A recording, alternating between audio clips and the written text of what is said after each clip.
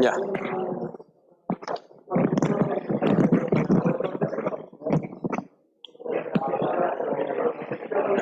Ahí sí.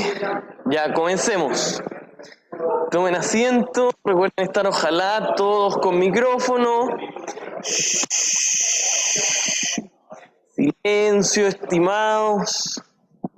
Silencio, silencio. Ojalá recuerden estar todos con micrófono para que quede todo grabado y podamos interactuar lo más posible con los que están en Zoom. Ahora, los que están en Zoom, ¿me escuchan bien? ¿Sí? ¿No? Sí, se escucha bien, profe. ¿Sí? ¿Se escucha? Ya.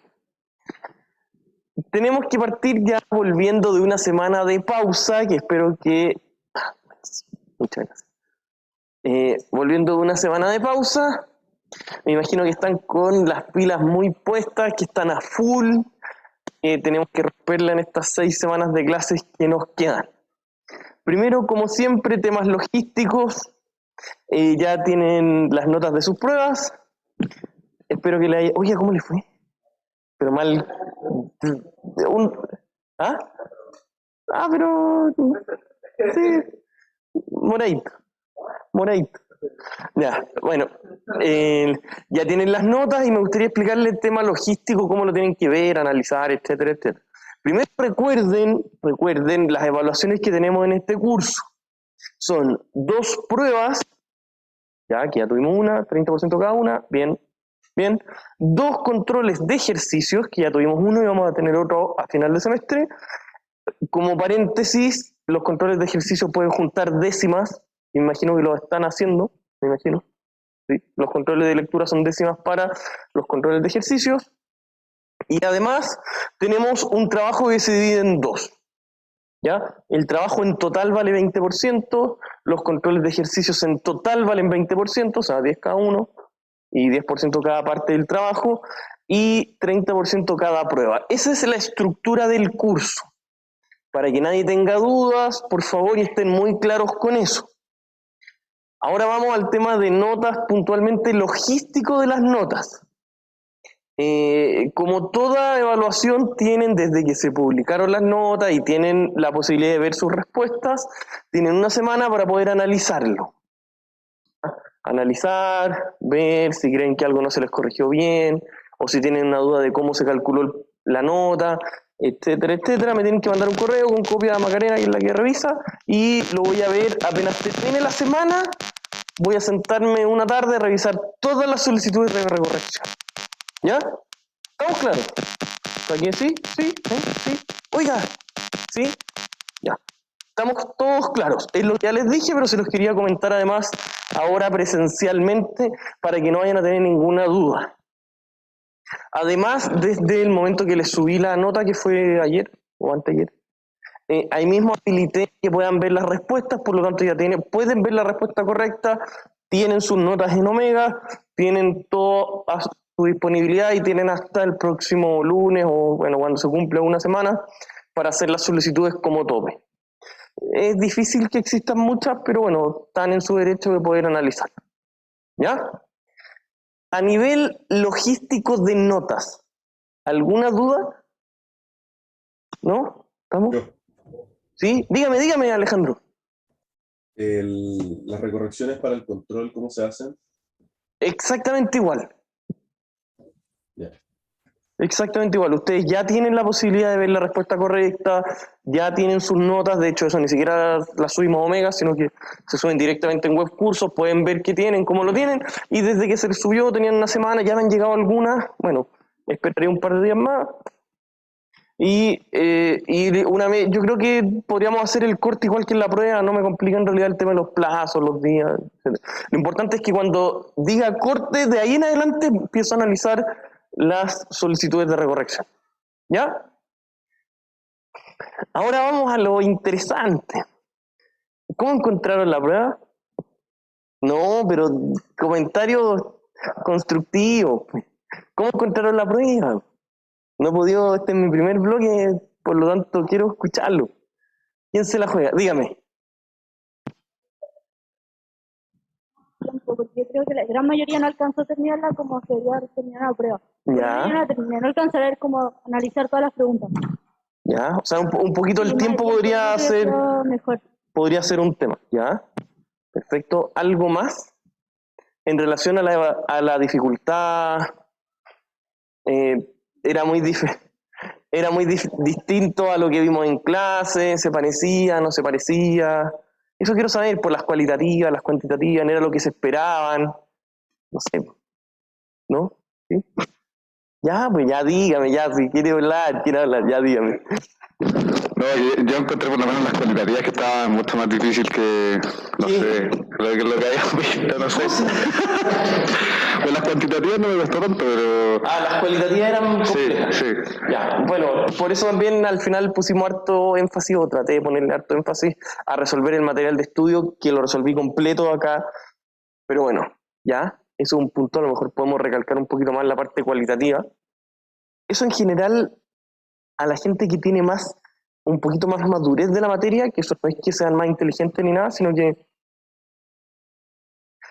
simplemente es que se estudió un poquito antes. Generalmente los que lograron madurar un poquito más la materia desde antes son los que les va un poco mejor en la parte cualitativa. ¿Alguien más que quieran contar algo, no? ¿Bien? ¿Estuvo justo? ¿Sintieron que fue una prueba justa? ¿Sí? ¿Sí o no? Pues díganme en serio. ¿No? Dígame, ya, pues dígame. Usted tiene que cachar. No, pero ponga su micrófono, pues. No, pero el de al ladito. Las cualitativas. Ya. Que empecé por las cuantitativas, por lo mismo, y igual se me hizo difícil porque dudaba mucho, la encontré muy difícil para mí. Ya, o sea, pero desarrolle eso, pues eso a mí me interesa de verdad, constructivamente.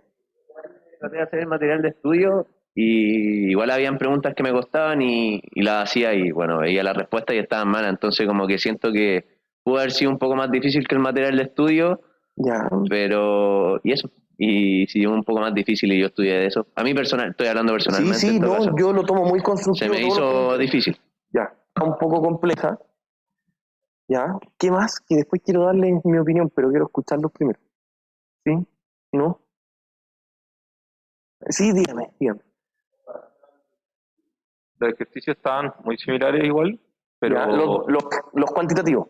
la parte cuantitativa. Ya. Pero yo creo que, como dijo Anto, que es por el tema de tiempo, como que uno se empieza a desesperar, empieza a ver otras preguntas, no termina de analizar una pregunta y va pasando y se queda sin tiempo y al final deja muchas preguntas que estaban accesibles y no las puedo hacer. Ya, a lo mejor un poquito el tiempo a todo. Ahorita como a la presión, el estrés, eso, un poquito de angustia también. Ya, todo eso puede ser. ¿Alguien más quiera decir algo? Porque es el momento. ¿No? ¿Nadie? Ya. Lo que yo encontré es que, evidentemente, y tal como se los dije desde el inicio del curso, es un curso de una dificultad alta. No se los voy a negar, cuesta, requiere bastante estudio. Conociendo un poquito la historia de lo que les ha pasado a los alumnos, generalmente es como el curso que más tienen que estudiar, en general ha pasado, es de una dificultad muy alta, pero también es fundamental en su etapa formativa. Por eso es de una dificultad alta. Estamos tratando de hacer todo lo posible para incentivarlos, para darles herramientas, material, etcétera. Siempre podemos mejorar, nosotros somos muy autocríticos con eso. Creo que, por ejemplo, el control de ejercicio fue bastante preciso, en general le fue bastante bien. Creo que siempre, pero ahí tenemos muchas veces más donde podemos ir probando. Una prueba cuesta más probarla porque el costo de equivocarse en hacer un instrumento de evaluación tipo prueba es muy alto, por lo tanto no podemos modificar mucho, ¿ya? Sí estaba complejo, lo reconozco. La parte cualitativa requería de bastante maduración. O sea, yo ahí olfateé que no le iba a ir tan bien porque la semana misma de la prueba, como resolvimos las partes cualitativas, noté que no estaban muy sólidos. Y tal como les dije también al inicio del semestre, la parte cualitativa, bueno, en realidad todo, requiere de haber estudiado de mucho tiempo antes. ¿Se acuerdan que yo les decía que es muy distinto estudiar una semana de la prueba que estudiar una semana a inicio del semestre, era para eso, porque esto requiere mucha maduración. Yo ahí cuando estábamos resolviendo las partes cualitativas del material de estudio, olfateé que les podría costar un poquito esa parte. En la cuantitativa les fue súper bien en realidad y no tengo nada que decir, y de hecho ya les había ido muy bien en el control de ejercicio. Entonces yo creo que eso es un objetivo totalmente cumplido. ¿Ya? ¿Sí? ¿No? Ya. Oiga, pero no quedan micrófonos allá arriba. Ya, eso. ¿Estamos? No sé si alguien más quiere así como para cerrar, para no seguir dándole vuelta, ya les dije. ¿Sí? ¿No? Ya. Comencemos con nuestra materia. Yo siempre trato, para los que ya me conocen un poquito, siempre trato de, después de una prueba o después de una semana de pausa, que ahora coincido que es lo mismo, de no partir tan acelerado, partir un poquito más tranquilo, no llegar y bombardearlos de materia. Bueno, el jueves sí, pero hoy día al menos no. Partir de a poquito, tranquilito, con algo que es bastante más palpable, algo que es más interesante, que tiene que ver con esto. Primero, ¿quién me podría decir hasta dónde llegamos en materia para la prueba 1 y, por otro lado, hacia dónde íbamos? Porque se acuerdan que yo les dije que era como en la mitad de una materia. ¿No se acuerda? ¿Hasta dónde llegamos y por qué llegábamos hasta ahí? Eso quiero que me digan, qué contexto estaba, por qué, para qué, qué cosas estábamos viendo en general. ¿Quién se acuerda? A ver, ¿a quién puedo preguntarle? Uy, esto está entretenido. A ver. Ya, oiga, dígame. Dígame, pues. Sí, pues. Pero ponga su micrófono, pues. Ya, criterios de evaluación de proyecto, muy bien. ¿Y por qué veíamos eso? No sé. ¿Pero cómo, pues? No sé. Ya, ¿quién más? ¿Quién se la juega? Pero de nuevo, pues. Para ver si podíamos realizar un proyecto o no. Exacto, lo que yo les comenté a nivel macro es que hay dos grandes unidades que son, podríamos decir, la guinda de la torta de nuestro curso. Evaluar proyectos y hacer análisis financiero. Esos son como, podríamos decir, el corazón de nuestro curso. ¿Por qué? Y se los dije muy textualmente. En la vida real, en el mundo laboral, para una de las cosas que más se contratan ingenieros comerciales con mención finanzas o ingenieros comerciales en general, es para evaluar proyectos. Ustedes quieren trabajar en una consultora, en realidad en casi cualquier trabajo, es para evaluar proyectos. Les van a decir, tú eres ingeniero comercial, mira, tengo una idea de hacer esto. Dame tu opinión. ¿Qué crees que hay que hacer? Y para eso, nosotros tenemos una unidad bien extensa, que es evaluación de proyectos. Y dentro de evaluación de proyectos, es decir, darles herramientas para que ustedes cuando se enfrenten a un proyecto puedan decir, sí, mira, yo creo que este proyecto es bueno. O yo creo que este proyecto es malo por tal y tal razón. O si tú tienes 2 proyectos, 3 proyectos, o tienes distintos tipos de flujo, mira, tú te vas a encontrar con tales complicaciones, con tal problemática, o al comparar distintos proyectos, mira, encontré que ciertos criterios que aprendí en la universidad, oiga, ¿qué criterios vimos? ¿Se acuerdan o no? Eso lo tiene que tener fresquito, eso es para que salga jugando ahí y mete el gol. 3. La TIR, Ya, perfecto. el VPN Perfecto. y... Ese, ¿qué dijo su compañero? No escuché. No, pero acuérdese, pues si tuvo la prueba hace una semana. Ya, periodo de recuperación o payback. ¿Ya? Entonces, ven, ¿sí? Ya.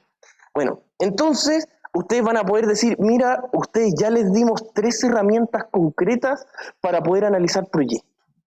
Cada uno de esas propuestas de criterios, tienen cosas buenas, tienen cosas malas, tienen limitaciones, se pueden aplicar en ciertos proyectos, en otros no, en otros sí, etcétera, etcétera. Eso es lo que nosotros queremos que ustedes aprendan, la lógica de eso. Probablemente la mecánica siempre se las van a poder hacer una máquina, un Excel, un software o incluso gente contratada para hacer la parte técnica.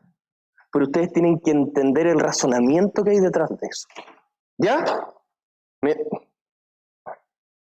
Ya, pues recójanlo, pues.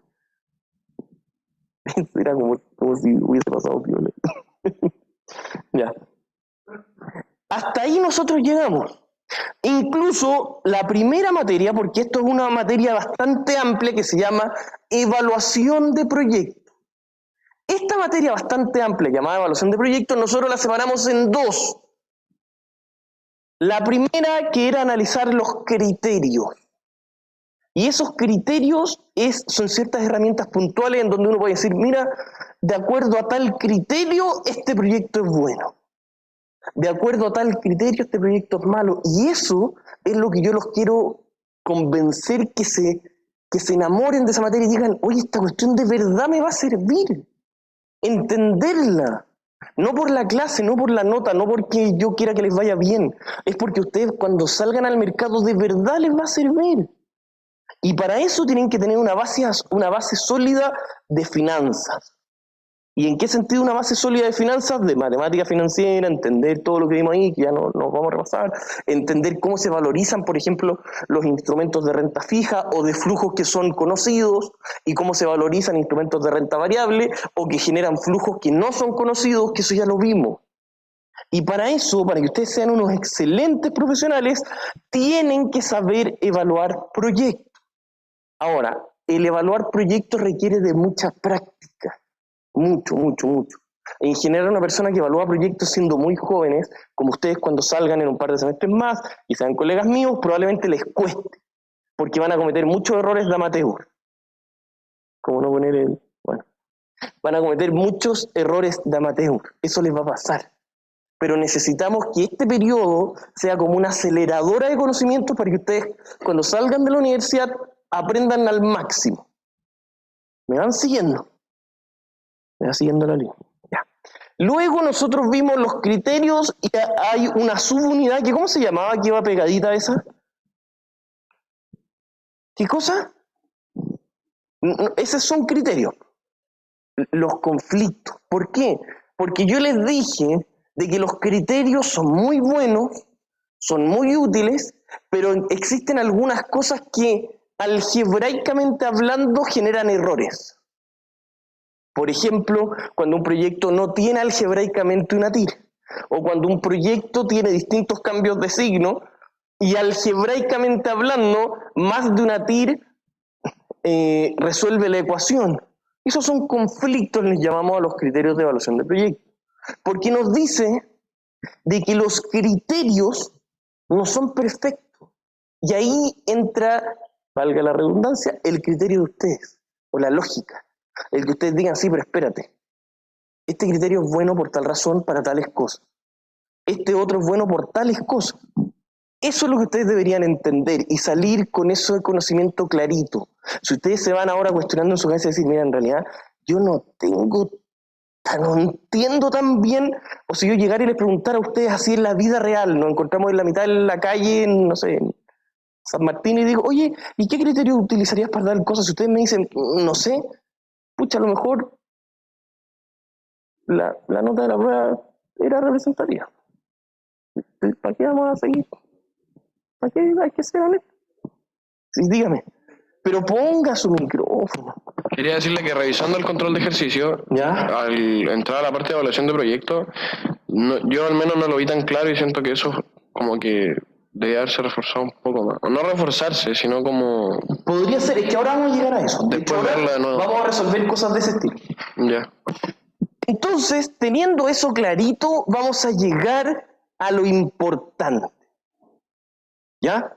Los criterios de evaluación de proyectos, hasta ahora, nosotros, ¿qué sabíamos de lo que era capaz de generar? ¿Se acuerdan que el BPN, qué es lo que hace? ¿Cómo se calculaba el BPN? ¿O el BAN de un proyecto? ¿Cómo, pues? ¿Cómo? Dígame. ¿Cómo? No me acuerdo. ¿Pero cómo? Ya, estoy hablando en serio. ¿Cómo se calculaba? ¿El valor presente neto cómo era? No me acuerdo. No, ya, pues, ya, dígame. ¿Cómo era el valor presente neto? ¿Qué es lo que era? Era el valor presente de los flujos prestado por la inversión. Exacto, ¿escuchó? Pero se lo estoy diciendo en serio. Ya es importante. Muy bien. Pero ahí, ¿qué supuesto teníamos? ¿Los flujos yo se los daba o no? Yo se los daba. Para que pongan atención en esto. Oigan, pues, oiga, ya, pues. Escúcheme. Entonces, ahí había un supuesto súper importante. Los flujos yo llegaba y se los daba y les decía, miren, tenemos 3 proyectos en los cuales tiene estos flujos que generan. ¿Se acuerdan o no? Ya. Ahora, dígame. Quería preguntarle si ahora no iba a hacer una proyección de los flujos futuros. Sí, por ahí. Ah. Va por ahí. Lo que ahora nosotros vamos a aprender es cómo esos flujos futuros los vamos a poder estimar o calcular de mejor manera. Eso es clave. Clave. Con eso deberíamos ya ir terminando y ojalá, porque esta es una materia que se pasa en muy poquito rato, ojalá dejarla lista y el jueves ya empezar con ejercicio. ¿Ya? Si ustedes se van dando cuenta, para poder valorizar cualquier cosa, nosotros necesitamos 2 cosas. ¿Cuáles? Dígame, güey. Para valorizar un activo de renta fija, un activo de renta variable, o incluso un proyecto, ¿qué necesitamos? ¿Qué? Dígame. ¿Qué, pues? La tasa y... ¿Y qué? Y los flujos futuros. Por lo tanto, no sé, colega, si podemos pasar a activo, colega. Entonces, nosotros siempre, de ahora en adelante, y esta va a ser su gran premisa financiera, siempre vamos a necesitar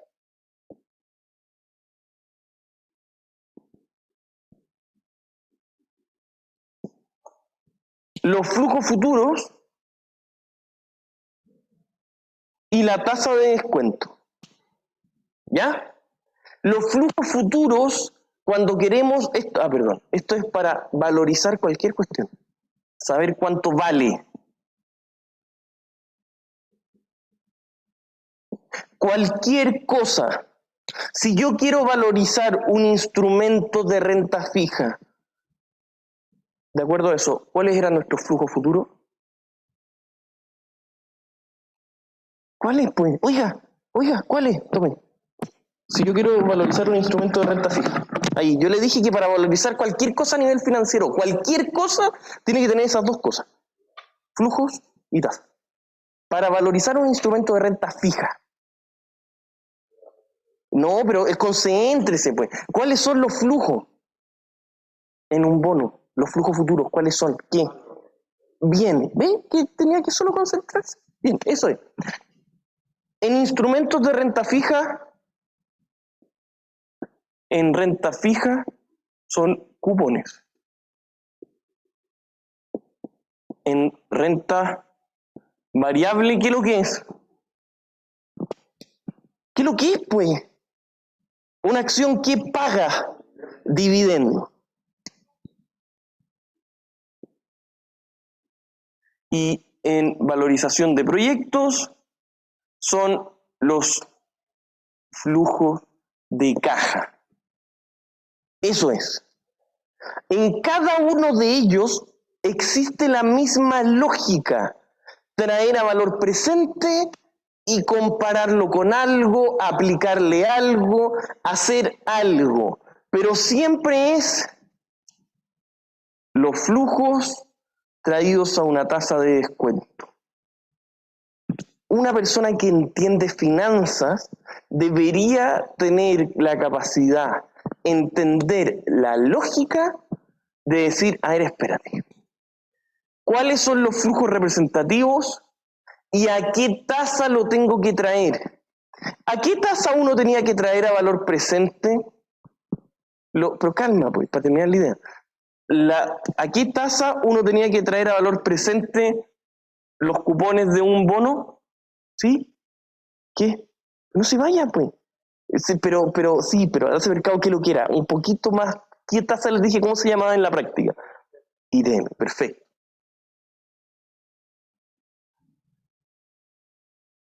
¿A qué tasa hay que traer a valor presente los dividendos? Al costo de capital. Más costo. el capital de los accionistas.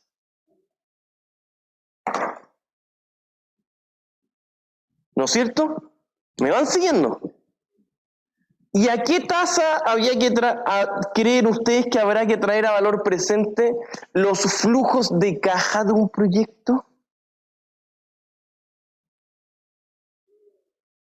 Dígame. O sea, sería como una tasa, a la tasa del proyecto del riesgo de capital. Ya, eso. Pero desarrolla un poquito más. Pero está bien, va bien. Pero ponga su... Lo que es capaz de generar. No, pues no tiene nada que... Pero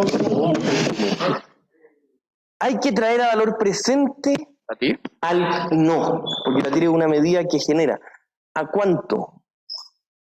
Oiga, oiga. ¿Qué está haciendo? Oiga.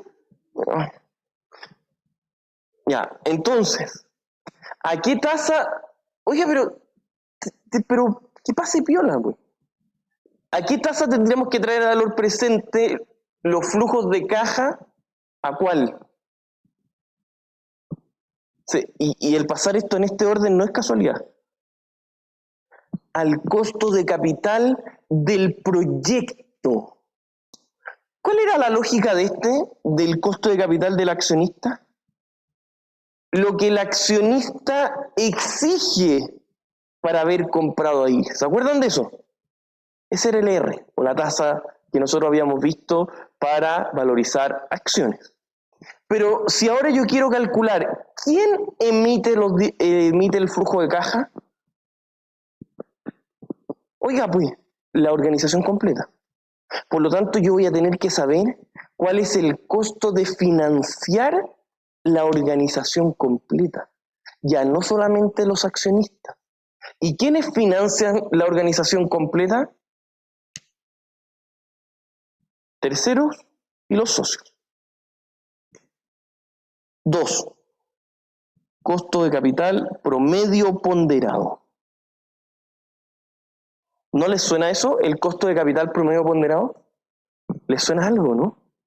¿A qué suena? Tenía unas siglas en inglés también. ¿No lo vieron? Debe haberse mencionado en el capítulo de criterios. ¿No? ¿Nadie? ¿Los que están en Zoom, no? ¿No?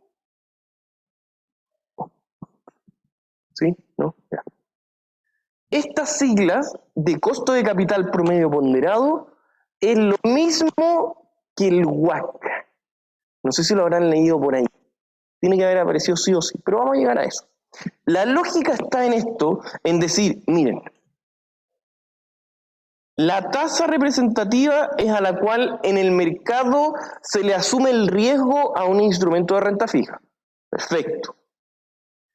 La tasa a la cual traemos a valor presente las acciones es el costo de capital del accionista, es decir, el costo de oportunidad, cuánto el accionista va a exigir mínimo por ser dueño de esa acción.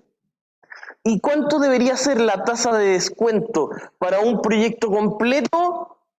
El costo de capital, pero de todos los que están financiando el proyecto. ¿Y quiénes financian el proyecto? Terceros, que es deuda, y los accionistas. Y a esa mezcla de ambos se le llama costo de capital promedio ponderado. CCPP. Oiga, ¿está anotando? ¿Cómo le fue la prueba? ¿Sí o no? ¿Sí? No, sí, esas cosas yo no las digo. No. Pero igual hubo varios 6. Le digo, no. Ya. Eso que nosotros estamos viendo ahora es la idea general de cómo se valoriza cualquier cosa. Ya vimos nosotros renta fija, renta variable, ahora nos vamos a meter en valorizar proyectos. ¿Ya? Partamos con nuestra PPT. Dentro de evaluación de proyectos, lo único que nos estaría faltando es cómo calculamos el flujo de caja. Primero, nosotros vamos a empezar a decir, a ver, espérense un poquito, cabros. siempre para comparar dos proyectos, o en el fondo hacer o no hacer, o sea, nosotros de ahora en adelante nos vamos a poner siempre en la premisa de dos escenarios. ¿Estamos claros? Esa es la premisa inicial, dos escenarios. Un escenario es si se hace el proyecto A, otro escenario es si se hace el proyecto B o no hacer el proyecto. Esas son las dos alternativas. Para poder crear flujos de caja como corresponden, nosotros vamos a utilizar el sistema de análisis de montos incrementales. ¿A qué me refiero? Si yo tengo entre hacer el proyecto A versus no hacer un proyecto, yo voy a decir, mira, la empresa actualmente vende 10.000. Si yo hago este proyecto, la empresa va a pasar a vender 15.000. ¿Lo representativo son los 15.000 o no? Dígame pues. Vendía 10 y siempre he vendido 10 y se mantienen 10 si yo no hago nada. Si yo, pero cálmense. Pero no, espérese.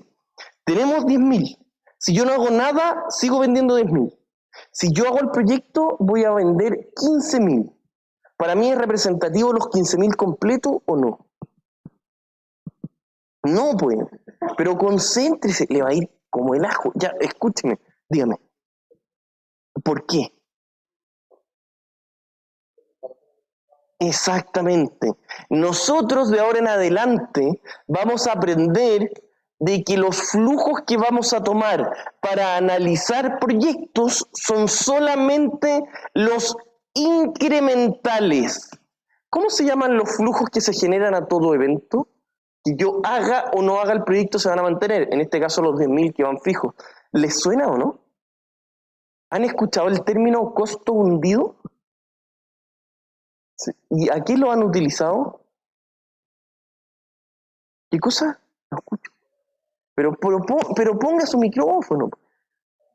Era como el costo que ya como que se asumió y ya no se va a volver a recuperar. Exacto. Es un costo, financieramente hablando, el costo hundido es el costo que sucede a todo evento. Por lo tanto, para la toma de decisiones no es, comillas, relevante. ¿Por qué digo comillas relevante? Porque de ahora en adelante no es que sea menos importante. Lo que pasa es que para la toma de decisiones en sí no afecta los costos hundidos. Por lo tanto, primera premisa inicial, solamente se van a agregar los flujos que ocurren tanto positivos o negativos si es que el proyecto se realiza. Entonces, primer análisis base. Primero, nosotros vamos a comparar mentalmente entre hacer el proyecto A o no hacerlo, o entre hacer el proyecto A y el proyecto B. Para poder calcular el flujo que genera ese proyecto, nos tenemos que basar única y exclusivamente en los flujos de caja incrementales. ¿Qué significa eso? Los flujos de caja que varían si es que yo realizo el proyecto. Por ejemplo, el que les decía antes, la empresa actualmente tiene flujos de 10.000 de venta. Perfecto. Si es que nosotros hacemos este proyecto, que hacer un proyecto, recuerden lo que yo una vez les comenté, hacer un proyecto no necesariamente es llegar y construir algo nuevo. Un, comillas, proyecto podría ser perfectamente si tomo o no tomo una campaña de publicidad. Esa campaña de publicidad va a tener flujos negativos y flujos positivos. Los flujos que yo voy a tomar son solamente los incrementales. Lo que variaría extra si es que hago el proyecto y los flujos negativos que variarían extras si yo realizo el proyecto. Eso es lo importante. Esto, aunque parezca bastante evidente, no es tan evidente en la práctica. De hecho, yo me atrevería a decir que es de las cosas más complejas de esta materia. El poder identificar qué flujos son relevantes y cuáles no son relevantes. Dígame, ponga su micrófono. En ese sentido, como usted decía, por ejemplo, ya si está esta empresa que vende 10.000 y se ¿Ya? hace el proyecto a vender 15.000, eso también está incluyendo las ventas y si hicieron la campaña publicitaria que les costó 2.000. Exacto, tal cual. Los costos extra o los flujos o egresos extras que se asumieron y los flujos positivos extras que se agregaron. Eso es lo primero. Sigamos avanzando. Por lo tanto, solo a modo de reafirmar, los flujos solo si se realiza el proyecto, flujos que de todas maneras existen, no se incluyen. Y esos que a todo evento existen, vamos a llamarlos como hay, costos hundidos. Ahora, aquí vamos a aparecer en algo que a mí me genera una dicotomía existencial, porque nos vamos a dar cuenta que la contabilidad es extremadamente útil para hacer análisis financiero, pero no nos ayuda para hacer evaluación de proyectos. No era tan perfecta como todos pensamos que era. Sí, yo sé, todos estamos enamorados de la contabilidad, pero no, tenía sus errores. O sea, no son errores, pero no es una utilidad, o sea, no es un uso perfecto. ¿Por qué se los digo? Cáchense esto. ¿Por qué existe una diferencia entre flujo y utilidad? ¿Por qué? Ustedes que ya tuvieron 2 cursos de contabilidad. Primero, si yo les preguntara, y espero de todo corazón que no se equivoquen en esto, pero si yo les preguntara, ¿la utilidad es igual al flujo de caja? ¿Sí o no? ¿Y por qué? ¿Y por qué? ¿Por qué? Pues, ¿qué? ¿Qué cosa? Pero ¿a qué se refiere con tienes gastos descontados? Por eso podría haberlo pagado también, pues. Por eso también fue un pago de flujo. Por lo tanto, ¿por qué la utilidad no sería igual al flujo efectivo? Eso es lo que estoy preguntando. ¿Y por qué no? Pero es que no va por ahí. La respuesta general está bien, pero no va por ahí. Porque si yo pago si en la utilidad ya desconté el gasto por un sueldo y lo pagué en efectivo, debería dar lo mismo. ¿Por qué? No, o sea, ¿en qué aspecto va por ahí? Porque dentro de la utilidad descontamos algunas cosas que no eran flujo de efectivo. Y eso son criterios contables. Por eso la contabilidad es extremadamente útil, es sumamente buena, pero solo si todos utilizan el mismo criterio contable. Si ustedes quieren, ¿y por qué nosotros veíamos tanto la contabilidad financiera bajo IFRS? ¿Por qué? ¿Por qué? Porque servía para hacer un buen, comillas, análisis financiero, que es la unidad que viene después de esto. Para eso uno ve la contabilidad IFRS sumamente específica, bien, para eso. Pero no nos sirve para evaluar proyectos. Dígame. Por ejemplo, en el ejemplo que dio anterior sobre los flujos de 10.000. Eso sería un costo hundido, exacto, el ejemplo que yo le estaba diciendo. Ya, sí. Eso sería, en ese caso sería un ingreso hundido, porque son ingresos que están asegurados a todo evento. Un costo hundido sería, por ejemplo, si yo les dijera, mira, y el sueldo del gerente son 2 millones de pesos, pero el gerente va a estar, yo haga o no haga el proyecto, yo no voy a poner eso para evaluar mi proyecto. ¿Por qué? Porque mi proyecto, esté o no esté, ese costo va a estar, ese va a ser un costo hundido. Eso es difícil de analizar, especialmente ustedes que lo están viendo por primera vez. Los costos y los ingresos hundidos, o que son, comillas, no relevantes, y vuelvo a insistir, no porque no sean importantes, sino que porque relevancia es un término contable y financiero. La relevancia es si es que se agrega a la toma de decisiones o no que no sea importante. Por lo tanto, ahora nosotros nos estamos dando cuenta de decir, oye, mira qué interesante. el flujo de caja nosotros ya sabíamos que no es lo mismo que la utilidad. Si la utilidad del periodo es 1.000 millones, puede que el flujo de caja sean 1.000 millones, sí, pero no necesariamente. ¿Por qué? Porque nosotros para calcular la utilidad descontamos cosas que no eran flujo efectivo. ¿Cuáles son las típicas? ¿Qué cosa? Principalmente el gasto por depreciación. Puede que la utilidad baje mucho por depreciación, pero la depreciación fue un egreso efectivo, ¿no? No. O nosotros, por ejemplo, miren lo que les voy a decir. ¿Qué pasa si una empresa utiliza un método de costeo FIFO o promedio ponderado? ¿Será lo mismo, no?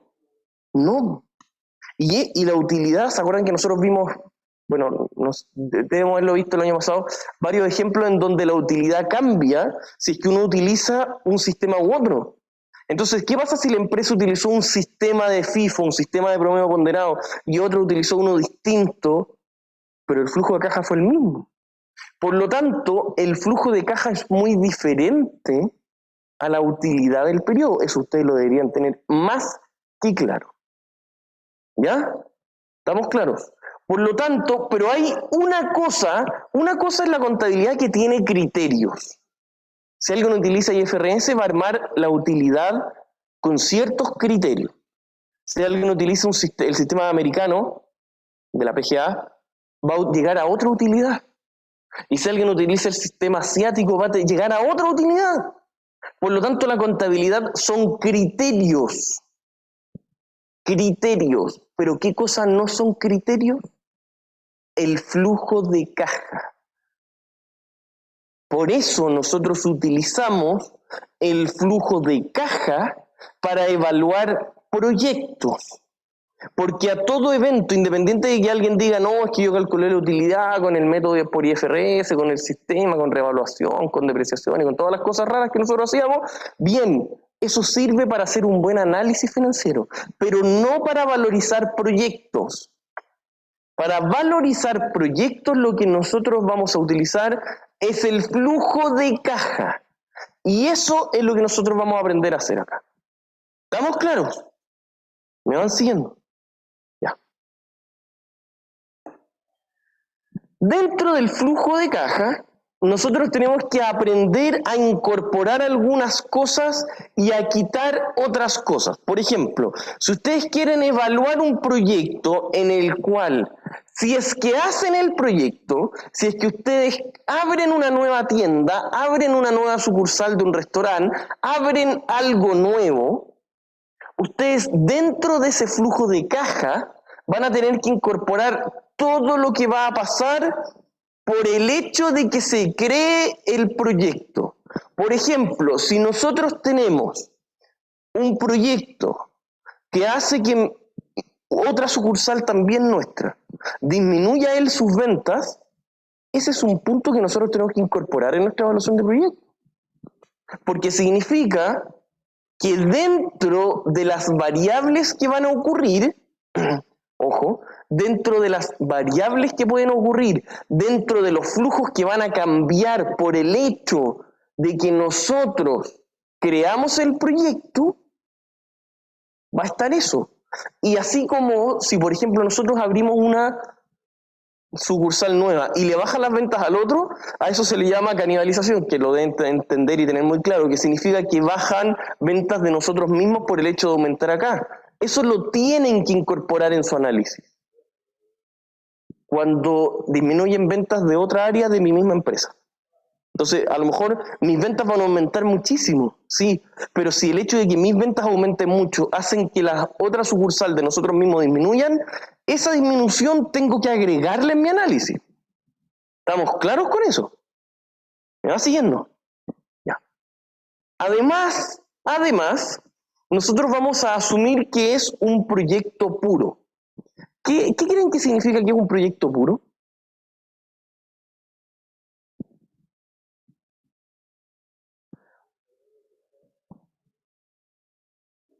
Ya, eso es lo que dice ahí, pero en la práctica, ¿qué significa? En la práctica, ¿qué significa? Y esto es lo que siempre me preguntan, me dicen, pero profesor, si nosotros estamos viendo flujo, y la empresa para poder funcionar tuvo que pedir un crédito, yo tendré que descontar el pago de la cuota, ¿o no? Uno tendería a pensar eso. Pero, nosotros en todo análisis, en toda evaluación de proyectos, perdón, vamos a asumir de que no hay pago de cuota, podríamos decir. Eso es proyecto puro. Es decir, si yo les digo, miren, ¿saben qué? Para poder financiar el proyecto se pidió un crédito, o se hizo una emisión de bonos, o se hizo una emisión de acciones, etcétera, etcétera, etcétera. Todo eso ya ustedes estarían en condiciones de poder analizar de buena manera. Y luego les digo, miren, ya estamos. Y ustedes van a decir, oye, ¿y la cuota, el pago mensual de esa cuota, dónde lo incorporamos? No se incorpora. Y ahí me van a decir, oye, pero es un error conceptual esa cuestión. No. ¿Por qué? Y lo vamos a ver un poquito más adelante, porque dentro del costo de oportunidad promedio ponderado, acá, en el CCPP, asumimos que ahí dentro del cálculo de la cuota está el financiamiento. Y bueno, ahí tal como dice en la PPT al final, la tasa de descuento será entregada o tendremos que calcular algo muy chiquitito llamado WACC o CCPP, como el costo de capital promedio ponderado, de una forma muy básica, pero ustedes en cursos posteriores van a aprender a calcular una tasa bastante más precisa. Por ahora va a ser prácticamente dada. Ya. Digamos que nos debe quedar poquito. Ahí. Ya. Miren lo que va a pasar. Profe. Sí, dígame, Alejandro. Yo no entendí por qué la tasa de descuento se incluye en el financiamiento. Porque la tasa de descuento, Alejandro, si es que usted se financia muy caro o tiene una cuota que pagar, en estricto rigor se ve reflejada en que si la tasa de descuento es muy alta, ¿qué va a pasar con el proyecto? Oiga, pues, sale más caro, exactamente. Y si sale más caro, mi proyecto va a valer menos hoy.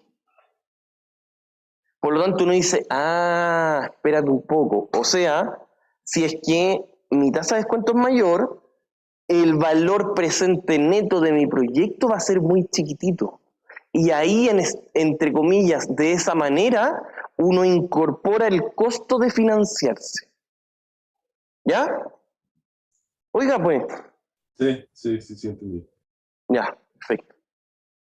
Sigamos. Miren lo que va a pasar. Esto es maravilloso, miren, pónganlo eso. ¿Qué es lo que va a pasar? Como ustedes ya saben muy bien contabilidad, ojo, ¿me podrá alguien explicar lo que era el valor en libros de un activo tipo PP? ¿Se acuerdan lo que era o no? ¿Qué es lo que era el valor en libros? Oiga, ¿se acuerdan? Oiga, pues. Sí, ya, pues, ¿y qué es lo que era? Restándole la depreciación, por ejemplo. ¿Qué depreciación? La acumulada. Perfecto, ¿ves? Sí, si yo los dejo que ahí celebren, verán el gol, van a celebrar con la barra. Exacto. El valor en libros es el costo histórico, el costo que aparece ahí, menos la depreciación acumulada. ¿No es cierto? Y si nosotros tenemos un activo con cierto valor en libros, ya uno dice bien, listo, bien. Pero cáchense este análisis. ¿Qué pasa si su valor en libros es 2.000? No ocupemos los mismos montos. Espérese, quiero ver el valor que tiene. Diría valor en libros, si el valor en libro es 5 millones y yo lo vendo en 10, uno va a decir, pero es sencillo. A mí me entró efectivo porque estamos hablando de flujo de caja 10 millones. ¿Sí o no? ¿Estamos claros? Pero el hecho de vender ese activo en 10 millones, ¿qué efecto tributario tuvo? Si mi valor en libros, es decir, mi valor contable, era 3, ¿cuánto era? Era 5, y yo lo vendí en 10. ¿Qué cosa? No como apreciación. No, pero ya, pues concéntrese. Pues, ¿qué es eso, apreciación? No, pues, ¿qué cosa? ¿Y por qué? porque estoy vendiendo algo en 10 y mi costo de ventas de ese activo es 5.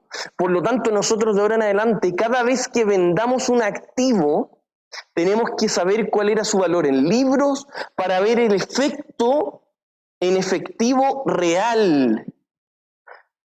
¿Me entendieron ese punto, no? ¿Sí? ¿No? ¿Ven que no se concentra? Ya, voy al activo. Mire. Primero, ¿usted se acuerda bien lo que era el valor en libros o no? ¿Sí o no, pues? Ya. ¿Y qué efecto tenía el valor en libros? Contablemente. Hasta ese momento. ¿No es cierto? Hasta ese momento. O sea, nosotros en este momento supongamos que lo compramos en 8, menos 3 millones, que ha sido lo que he depreciado en todo este tiempo, mi valor en libros 5 millones. ¿No es cierto? Ahora, yo le hago la siguiente pregunta que no es nada financiera, solo contable. Si yo lo vendo en 10 millones, ¿qué efecto tributario va a tener? ¿Qué cosa? Pero hable más fuerte, pues está... Más impuestos. ¿Y por qué? Pues? Pero explíquemelo. Eso es lo que quiero, así. Porque Yo sé que lo sabe. lo compré en 8 millones. No tiene que ver con eso. Entonces no tengo... No, es por mí. Usted hizo una venta de 10. Usted se va a deshacer de activos contablemente que valen 5. Por eso es el valor en libro. Ese es el efecto del valor en libro. Menos activos que contablemente valen 5. Por lo tanto, el hecho de venderlo en 10 millones, a usted le aumentó su base imponible o el monto a tributar, se lo aumentó en 5. Y si mi tasa de impuesto a la renta es 20, bueno, así como están las elecciones presidenciales va a llegar a 45 en cualquier momento, pero asumamos que el 20%, ¿ahí? ¿Qué significa? ¿Usted en cuánto lo vendió en efectivo? ¿En cuánto lo vendió? En 10, perfecto. Pero el hecho de venderlo en 10, como su valor en libros era 5, hizo que tributariamente su monto a tributar aumentara en 5. 10 menos los 5, que era el valor de la contabilidad, le da 5. Y si la tasa de impuesto es 20%, ¿qué significa? Tuvo que pagar 1. Por lo tanto, el efecto en flujo no fue 10 millones. ¿Cuánto fue? ¿5? No, pues. 1 millón. No, pues. 10 menos el millón que le hizo cambiar. 4. ¿Pero cómo 4? Pero concéntrese, ¿en cuánto lo vendió en efectivo? 10, pues. ¿Y cuánto pagó por el hecho de venderlo? Por lo tanto, ¿cuánto es el efecto? 9. Por lo tanto, cuando ustedes le digan, y ese cálculo, ese análisis que yo hice acá, muy evidente, cortito, y a ustedes les digan, oye, mira, lo vendiste en 10, pero su valor del libro era 5. ¿Cuánto fue tu efecto en flujo? 9.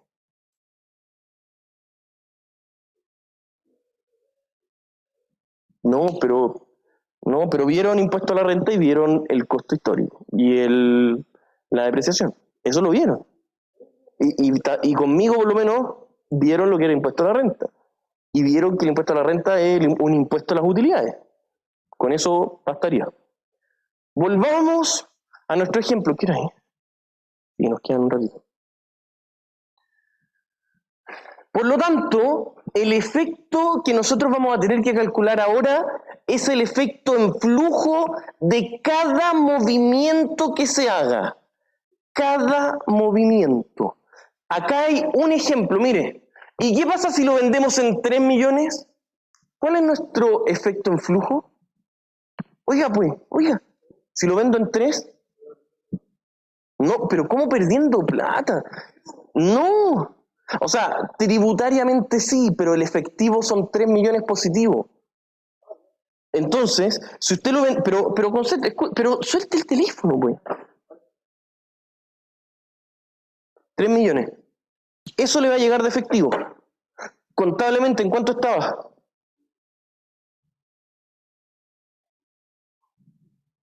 La utilidad, ¿cuánto es?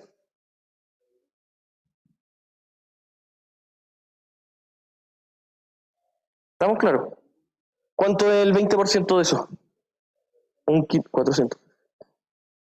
O sea, el hecho de haberla vendido en 3 millones hizo que la empresa se ahorrara en impuestos 400. Por lo tanto, ¿cuánto fue el efecto en flujo de venderlo en 3? Los 3 más el ahorro en impuestos. ¿Me entendió o no? Eso es lo que está acá. Vea el PPT. Véalo. El primer ejemplo, lo vendimos en 10. Eso es lo que usted le pagaron en una transferencia, efectivo, plata en la cuenta corriente. Su valor en libro era 5. Ya, pues. 5, por lo tanto, la utilidad antes de impuestos, ¿cuánto fue? 5, ya. Este dato yo lo necesito solo contablemente. ¿Para qué? Para calcular este millón. ¿Y por qué necesito calcular este millón? Porque ahí yo digo, oye, pero espérate, yo lo vendí en 10, pero pagué 1 por el hecho de haberlo vendido en 10, por lo tanto, el efecto en flujo fue de 9. Vamos para acá. Lo vendí en 3, recibí 3 millones en efectivo. Descuento el valor en libro, me da una pérdida de 2. ¿Eso qué hace? Que yo me ahorre en impuestos 400.000. Por lo tanto, el efecto en flujo de haberlo vendido en 3 millones es 3 millones 4. Eso es solo un ejemplo de qué vamos a tener que hacer para crear el flujo de caja movimiento por movimiento hasta entender. Y luego de que nosotros tengamos los flujos de caja del periodo 1, 2, 3, 4, 5, ¿qué vamos a tener que aplicar? La materia que recién vimos antes. ¿Cuál era? Los criterios. Pero para poder utilizar los criterios yo ya les daba anteriormente los flujos. Ahora ustedes van a tener que calcularlos. Y hay unos ejercicios, pero hay unos extraordinarios, hay unos... Ya, por ahí podemos jugar un rato. Ya, y capital de trabajo lo dejamos para la próxima semana. ¿Ya? Eso, estimados.